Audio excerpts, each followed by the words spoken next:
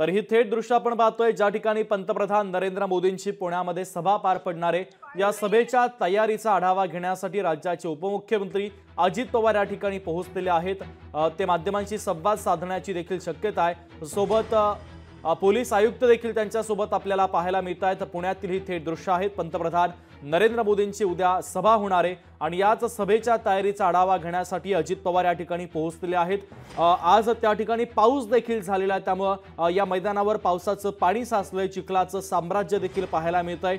एकंदरीत तयारीचा आढावा घेण्यासाठी आता अजित पवार या ठिकाणी पोहोचलेले आहेत। अजित पवार या तयारीचा आढावा घेतानाची दृश्य आपण पाहतोय। पोलीस आयुक्त देखील आपल्याला अजित पवार यांच्या सोबत पाहायला मिळत आहेत। अजितदादा यांनी सभास्थळाची पाहणी केलेली आहे। पंतप्रधान नरेंद्र मोदींची उद्या पुण्यात याच ठिकाणी सभा पार पडणार आहे आणि या सभेच्या तयारीचा आढावा घेण्यासाठी उपमुख्यमंत्री अजित पवार या ठिकाणी पोहोचलेले आहेत। लोकशाही मराठी ऐका, पहा, जागरूक रहा।